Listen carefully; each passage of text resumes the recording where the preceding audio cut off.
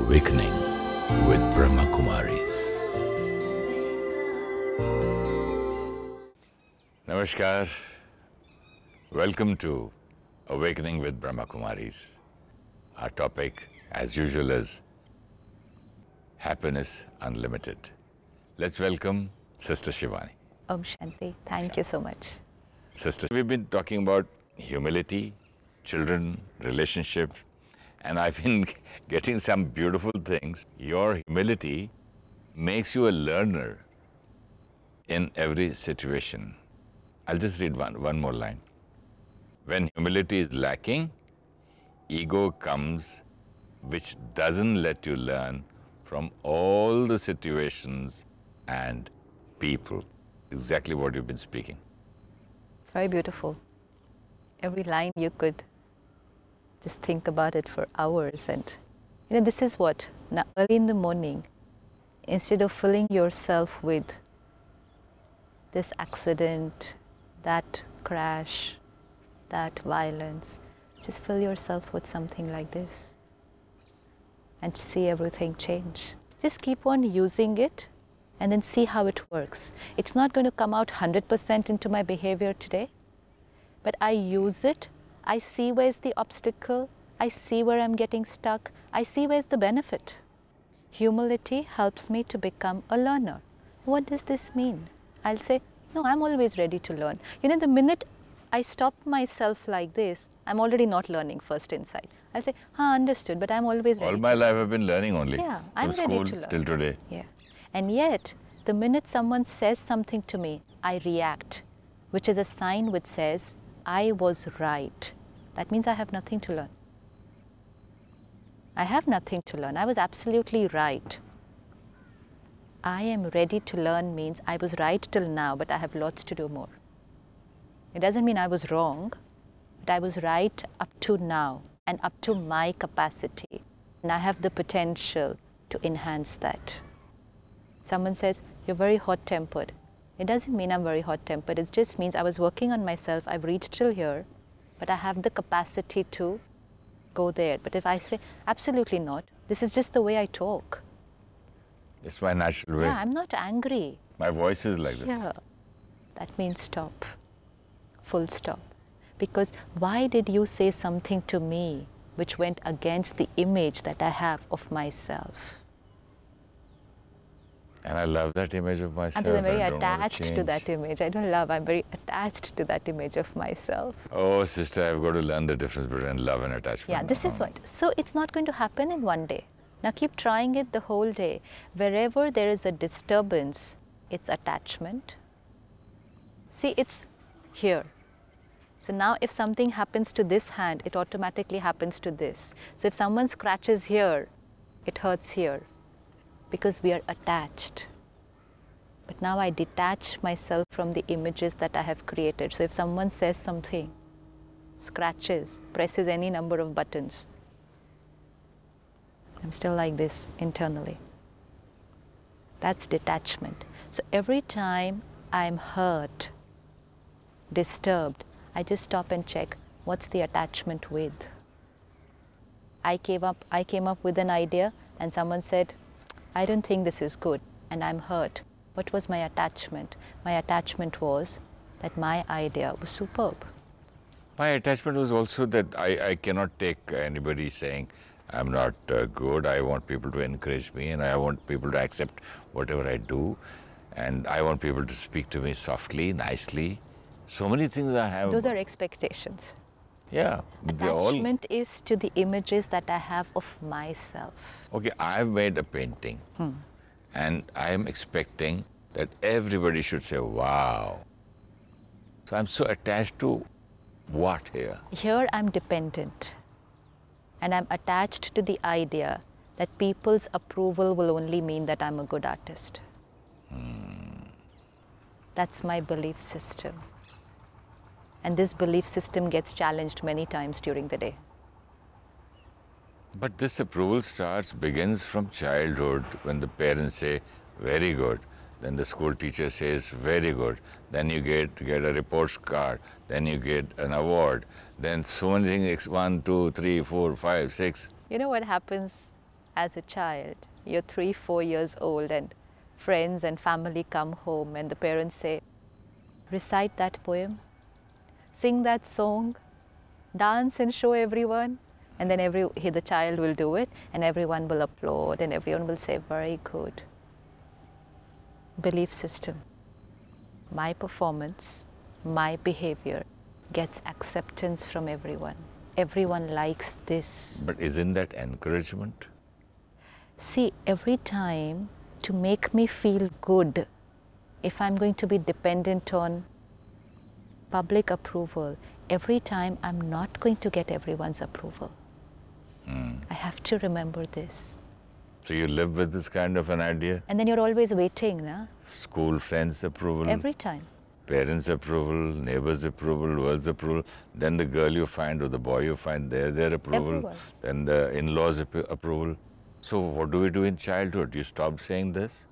It's not you stop saying this, you don't build this deep belief. How many times has it happened that a child has been honest and everyone applauded and approved of that? Whenever I go to schools, I talk to teachers. I said, child gets good marks, you give stars. You give them awards. Child has performed something in sports, whatever, you'll give certificates, you'll give stars. A child was honest today, you shout at him. For example? For example, I didn't do my homework yesterday. Ma'am, I didn't do my homework yesterday because I went out for a movie with my parents. How dare you do that? So I say, ma'am, I didn't do my homework yesterday because I was not well. Oh, what is the belief system that I've just put into the child? Speak a lie. Speak honest, you're going to get a shouting. Manipulate yourself, and you're going to be accepted. Then the teacher will say, Sister Shivani, are you going to teach my children to go for a movie and not do the homework? No, it just means first, I appreciate the child for the honesty. 2? Excellent, you had the courage to tell me the truth. Okay. I just love this quality of yours, and I'm going to share it with the entire class. Then? And then after that I say, but still, the act of not doing the homework was not the right thing. But if I just shout at the child for being honest, then we are growing up with the belief system, honesty doesn't work. What we need to understand is the value of honesty is way ahead of that little homework. If I have to put those two things on a balance. But here the child is not having value between homework and honesty. He's having homework versus the film. No, no, no. Right now, homework is more important or the honesty. Homework is important. Why? Because I want the child to do well. Why? Because I want him to pass. Why? So that he'll come first in class and then he'll get a good job and then he'll get a good salary. But it ends there. His marks, his performance, his homework is only to get the first job. Full stop. And for that, our whole life is focused on all that, getting that first job with his marks and his performance and his extracurriculars, all the performance oriented. Honesty. He was honest today, whereas everyone else is so scared to speak the truth. What courage. This needs to be appreciated about in the whole school so that the child understands that people around me like and appreciate values. Not only the child, the whole school. The whole school, yes, but right now it's first a learning for the no? child, yeah. A celebration for the whole school. Look, here's one boy who speaks the truth and openly and he's not. So this is how we will, right now the belief systems that are being created are performance is appreciated. Values? Question mark. Okay, you're honest? Okay, good. So the child, like this, learns to speak a lie in school that I was not well, and he'll tell the parents, tell his parents at home, okay, I need to go for the movie with you all because I don't have any homework. I finished my homework at 6 o'clock. Then it's a way of lifestyle.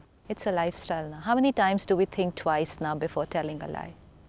Do we stop, pause, think, and then tell a lie? No, it comes very naturally. Now if I have to take a leave from office, and I'm going to say, sir, you know what, my wife's not well. Okay, no problem. And I go for a cricket match. See, Sister Shivani, there's certain times life teaches you to tell lies. Because when I was a newcomer, my film producers were, I'm talking about small, not a big time person, small, they would never pay me. And I've used to remember the assistant directors of my director and the small people, the light man, small actors. Sir, somebody's not well at home. What do you want to do with the money? What's the hurry? We'll take it tomorrow. For the superstar stars, it's, sir, here's your packet, here's your food. So this kind of a whole in lifestyle, unless this man speaks a lie, he won't get his money. He says, I've worked, give me my money. I'm talking about India. I'm not talking about the US or Canada. And there's so many such situations. Life so many times teaches you to speak a lie. Life doesn't teach me to speak a lie. I choose to speak a lie in situations because I want to get my work done fast. And there are going to be a number of situations like that where I can justify my dishonesty. But every time I do it, I'm only reducing my inner strength. I can always have a justification. Even the child had a justification for telling a lie to the teacher because then she would have shouted at him. Punished. Yes. So he has a justification. Even Shouting, that person in the punishment, company has a justification because he wants to go out with his family. He'll never get a holiday, so he tells a lie. If he tells the truth, the boss is going to sack him. He has a justification. Everyone has a justification. No one's doing anything without logic. Then? So it's a question of choice. Getting my work done faster, getting things done easily, being accepted by people and moving ahead, at the cost of compromising my inner strength. So what is the value of your inner strength? And there's no value today of my inner strength. No, That's what I'm getting my things done. I'm going ahead in life. My things are working if I speak lies or maybe I... And then what? I say, you know what, there's a vacuum inside. I'm feeling very hollow inside. Why? Because during the process of achieving and doing all this, I was emptying something inside which was filled. The glass here was filled, remember? Yeah. But I chose to spill it over these small situations and then later on to big ones and then later on to any and every situation. So the glass here is of strength? It's strength, it's my Moral. power. And every time I choose to speak the truth in an absolute adverse situation where I might have to face any kind of consequences, I've just empowered myself. Because I have just given myself that courage, come on, go ahead, straight into it. I am not compromising. How does the strength help us in real life? Then I will feel contented and full and happy and stable. So this is what I wanted. This is what I wanted, but this is what I kept dropping everywhere. And then I'm saying, I want from outside. I was filled, I kept dropping it everywhere. And while I was dropping it, I didn't realize till the glass was almost empty. And then I said, why am I not feeling nice inside? Why there's so much vacuum? And then I said, my mind is not in my control because I never listened to it. I never listened to it. My intellect was always guiding me. What's right, what's wrong. And I said, you keep quiet. Right now I need to get my work done. Don't tell me this, honesty is good. Right now I have to get my work done. I put it down. And now, you know what? Our intellect doesn't give us directions anymore. This is one point. Our intellect doesn't give us directions anymore. The other thing is you don't need to go to psychiatrists and all that. You won't reach till there. And then you're healthy mentally and physically. And basically the strength within also helps you in every manner, doesn't it? See, if I have, it's like any resource, no? And also, don't you think you gain respect from others? You gain self-respect first. No, but if you are strong within, and if you have the mental strength, if it's true, why do you think the richest of all people go and, bow down to to saints like who have that kind of strength? And then that saint, whatever he says, you will immediately want to do it. Yeah. Similarly, if that saint is a parent who's strong, powerful, integrity in life, very clean, whatever the parent says, the child will listen. And that's why we said humility will help others to transform. You won't have to use too many words. It's your energy which will go to them and they will want to change. Probably in this, what you said just now, the child will go to such a parent instead of the parent going Having to to the child. And now, most of us listening will say, but we are not saints. We're all saints, each one of us, because each one of us is a very pure, conscient being. And that's a saint. Cent% purity is a saint. Now it depends on me how much I want to spill it off during my course of life. It's my choice. And I cannot say, oh, they live in ashram, so for it's so very easy for them. They don't have to go and earn. They don't have to look after their family. They probably have to do more challenging things. So let's not think about that. Let's look at where we are and what we have to do and how I can keep my glass filled. Because each one has the capacity to do that. I told that to our Kul Guru, Jagat Guru Shankaracharya. I said, Guruji, what is your work? You are sitting in this place and aram se and having fun. We look at me, my children, my family, my relatives, my business, so there's income tax, this tax and that. He said, Suresh, you have one family, one son, one daughter, and I have thousands of them. Right now we are here in the retreat center in Delhi. There are about 200 brothers and sisters who live here. Young, boys and girls, between 20 and 40. Somebody could be studied up to 5th standard, someone would be a PhD. Someone's coming from southern India, someone's coming from USA. Each coming from a different family. Each one a different personality, a different set of sanskars. And then they come together in one place. One family, together, no hierarchy, equal. And then they're together 24/7, 365 days of the year. It's not 8 hours at work and then 8 hours at home. They're just here within one campus. Oof.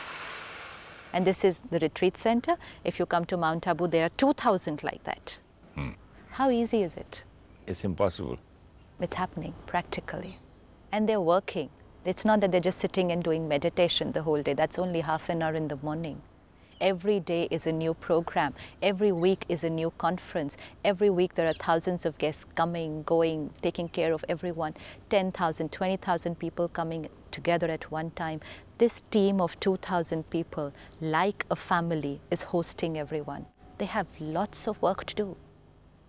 And what about Dadi Janki? And then the dadis. She's taking care of hundreds of thousands, maybe 9 lakhs people. 8,500 centers. 8,500 centers in 130 countries. 15,000 surrendered sisters. If you have one daughter today at home, it's a challenge. 15,000 young sisters for whom you're responsible. And everyone is coming with their own personality traits and sanskars. They're not perfect beings who've come together. How easy can it be? And she's 95 years old. I met her. Yeah. She's all the time smiling, all the time walking. Has she working. ever shouted at anyone because they made a mistake? Never. If they can do it with 20,000 girls, if they can 2,000 people can stay together in one place, 24 hours, 4 of us, and that to one family, blood connection, same sanskars, same personality traits, same background. We can't stay together in harmony. That to blood relation. That's it, I said blood relation. It We should be can't easy. stay together. We can't adjust with each other. We can't accommodate with each other. We can't tolerate each other's sanskars. What is that one common thing which has kept all of them together? Everyone's focusing on themselves. Everyone's taking care. I have to heal myself, so we are all purely selfish. I have to take charge because that's the only thing in my control. So even if there is someone from here in my way, I just have to take care and mold and move. That's all. So But if that I get stuck and means- say, why are you doing this? Why are you here? We are stuck. Yeah, this is a beautiful answer you gave me. Because we always take care of, think about others. Why is my child behaving like this? Why is my daughter doing this? Why is my wife speaking like this? Why hasn't he woken up in the morning? Why can't he go for exercise? Why can't my daughter this? All the while my mind... That's important. But without getting disturbed. See, staying in the ashram doesn't mean we don't care for each other. We really, really care for everyone we're working with. But we will not let their state of mind disturb us. So we will ask them to do things, we will tell them what is right, we will share, we might even direct, we might even instruct, but without getting disturbed. That is what it means, first taking care of yourself. Humility makes you a learner in every situation. So this must be happening with Brahma Kumaris all around. Absolutely. When you face any criticism from someone, see what you can learn from it instead of feeling bad about it. Even things that go wrong have something to teach for the ones who are willing to learn. Very beautiful. Just need to take one line and experiment with it the entire day. That's what I'm so happy to read all this, and it's coming so, it's so close to what we speak. But just to be humble, I just have to take care that I'm going to be a detached observer the whole day. You know, it's like, why do people go to a counselor? A counselor knows nothing about our family. Counselor knows nothing about the problem. The only benefit that you get by going to a counselor is a detached observer. So he's able to see the problem in the right perspective because he's detached. So there's no pain. He sees the problem in the right perspective, and whatever he says comes with the right energy. Even if one person in the family learns this art of becoming a detached observer, he's able to see everything and everyone's part in the family as a detached observer. It will change the way the house works. Correct me if I'm wrong. I have sometimes realized that when I speak to a detached observer, my answers so many times come from within me only. Am I wrong here? Because the mind is silent, na? There's something known as intuition, the inner. It's intuition, the tutor which is sitting inside. Now this intuition, this inner nice voice. word. Intuition, the tutor who's giving you tuition from within. Inside, provided you're ready to listen to him. We are looking for tutors outside. What do you think I should do? What do you think I should say? You tell me what should be my decision. We want counseling from everyone outside. The tutor is sitting inside and he'll give the perfect answer. Because only that tutor knows what's right for me. But to listen to that tutor, this top conscious layer of the mind will have to keep quiet. Then the tutor will speak. But if this top conscious mind is turbulent, angry, agitated, worried, tutor cannot say anything if he's saying, I'm not listening. Let's have a meditation, sister, on not being worried, angry, and being stable, and listening to the inner teacher, the intuition who's giving us tuition. And it was wonderful. Thank you so much. Let's just sit back and watch our thoughts. No force, no pressure. Just watch them. And as we watch them, they will slow down. Because we're just becoming aware. We've just focused our attention on them. Any thought that comes right now, just let it go. I'm silencing my conscious mind,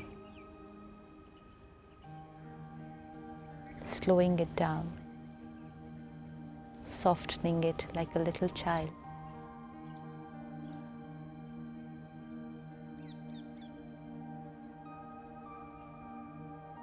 And now very carefully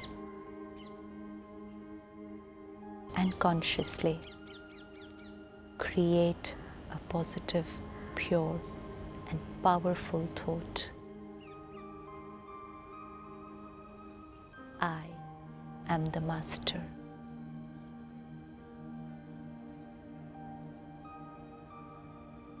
I am in control,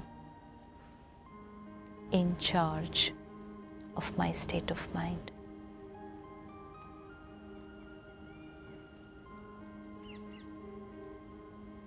And from here, in control of myself, detached from any acquired identity, any other image, I watch the scenes of the drama. I am the actor on the stage, but even though I'm acting on the stage, I go and sit as an audience watching the drama. The audience, a detached observer. And now look at everyone's role and everyone's act in the true perspective.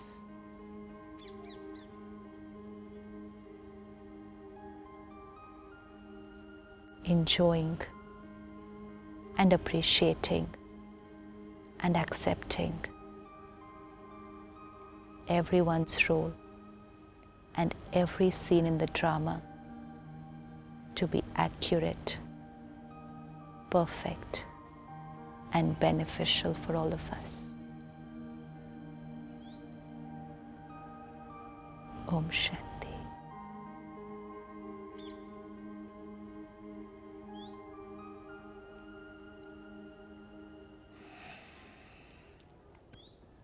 Om Shanti. I hope you enjoyed. And I hope we all today listen to the teacher within, the intuition, the tutor inside us. Have a wonderful day. When we learn something pure and positive, we need to take it as a tool and experiment it in the day. See how it works, check the obstacles, experience the benefits, and hence empower ourselves. We have grown up with the belief system that performances are appreciated by people, hence our self-esteem, that is, we feel good only when we perform well and our performance is accepted by others. Let us appreciate values and qualities in children and people around us, so that each of us is able to build our self-esteem on our core values and are not dependent on performances or public acceptance. When we live our lives by our core values, principles, and with integrity, then our energy of conviction will empower our children to live by those values. Tomorrow we will explore the factors which deplete our energy of peace. If you wish to discuss your problem or have a question to ask or want to know your nearest Rajyoga Meditation Center, call us on 099 99 744 555.